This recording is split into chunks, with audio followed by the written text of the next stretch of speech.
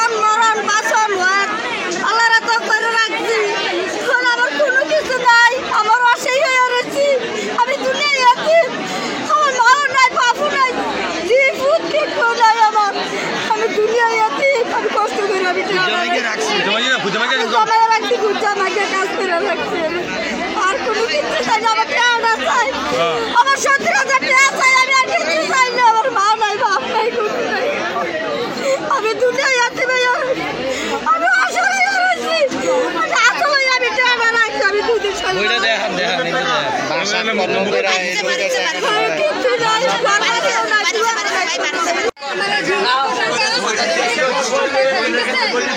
অনেক কষ্ট টাকা আমি এখানে জমা রাখছি, কারণ এখন আমার বিশ্বাস কি আমার মামা লাগে, এই জন্য আমার মামা লাগে, বিশ্বাস করে আমি টাকা রাখছি।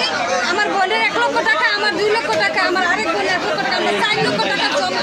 কে দুনো বোন আমার উপস্থিত আছে, আর আমরা 3 বোনের 3টা বই হানে পুরো 1 লক্ষ টাকার মতন। আমার তো 70 লাখ টাকা দিব, আমার কাছে 70,000 টাকা দিব গত মাসে, আগের মাসে 10 তারিখে। টাকা আমার এখনো দেয় নাই। 10 মাসে আসার পরে বলছে কি বাদ নিয়ে তুমি সামনের মাসে 10 তারিখ আসছো। 10 তারিখে ফোন দিছি পরে বলছে মামা তুমি 25 তারিখে আইও। যখন আমি বললাম মামা আমার বই দেয় না, কষ্ট হয় রুগিলা, বলছে মামা তোমার ফোন ধরে 25 তারিখে মিস হতো না। আজকে আমার বড় বোনের কাছে শুনছি যে রাত্রে শুধু সারাতে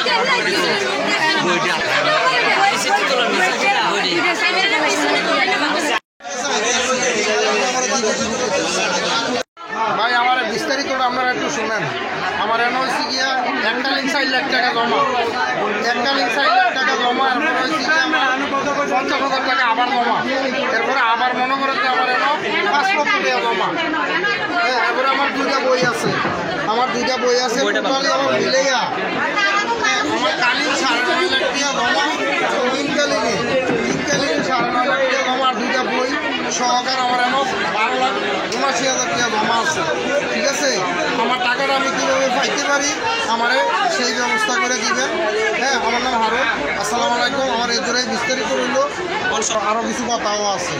আমার কথা আছে কিন্তু আমার এই জায়গাটা রেস্টুরেন্ট দেওয়ানোর কথা রবিবারে দেওয়ানোর কথা কইয়া আমারে এই ঘুরেই রাখতে আছে। আমি টাকার লাগে আইলে কয় তুমি এরও জায়গা আছে, জায়গাটা নিয়ে যাও। হ্যাঁ, তাহলে আপনার লোক আমার জায়গা দরদামও হয়ে রয়েছে প্রায় 50 লাখ টাকার মতন। ঠিক আছে, ব্যাংক কয়টা সোনালী ব্যাংক কয়টা মর্গেজ করুন না, তো সোনালী ব্যাংক কয়টা মর্গেজ করুন না। এনটিকা রবিবারে টাকাটা দিলে তো এটা আবার অলিভ মিয়ার নামে এটা মর্গেজ দিব। অলিভ মিয়া আবার আমার রেস্টুরেন্ট দিয়ে দিব, হয়তো 10-12 দিনের ভিতরে দিয়ে দেওয়ার কথা আসছিল। এবারটা লোক আমার তাহলে এবারটা আমার এই টাকা নিব, আমার দলিল দিয়ে দিব এইটাই। আর এই হিসাবে আমার এবারে আমার ঘুরেতে আপনার 6 মাস ধরে আমার এইভাবে এবারে আমার ঘুরেতে আছে আর কি।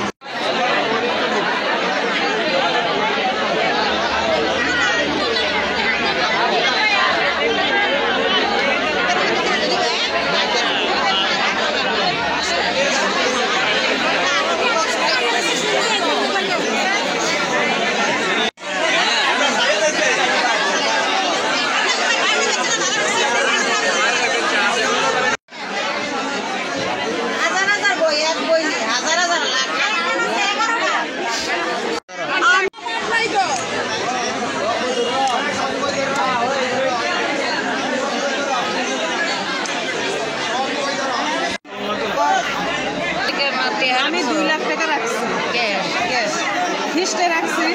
তারপরে আমি বলছি 1 বছরের মেয়েদের রাখছি। আমি বলছিলাম যে আমার মেয়ে যখন বিয়ে দিব তখন আমি টাকাটা নিয়ে যাবো। তখন আমার মেয়ের 2টা বিয়ে আসছে। আমি টাকাটা এই টাকা থেকে অনেকবার চাইছি, আর মেয়ের তো চাইছি রুবির থেকে, দেয় নাই। খালি কয়েকে আপনি জানুয়ারি মাসে নিয়ে যান, এই ডেট দেওয়ার আছে, এই জন্য আমি অপেক্ষায় ছিলাম। এখন শুনতেছি বাইকে চলে যাই, আমি ঢাকা থেকে আসছি।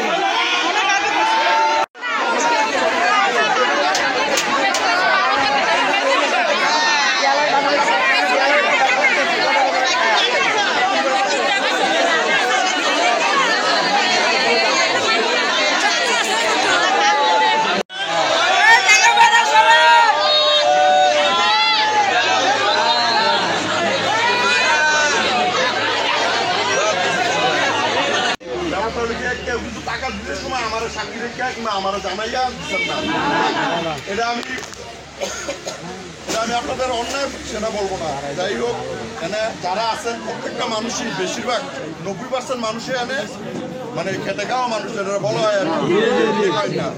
তো আসলে আমি সর্বোচ্চ নরম হয়েছি, দুপুরের টাইমে হয়তো একটু ওনার সাথে খুব রাবিও করছি যে টাকা দিতে হবে আপনি আমার জনগণের টাকা, এবং ওনারা ইয়ে করছি। গত আধা ঘন্টা 40 মিনিট ধরে ওনারা অনেক রিকোয়েস্ট করে বলছে, হ্যাঁ। তো উনি কিছু বলবে আপনাদের উদ্দেশ্যে।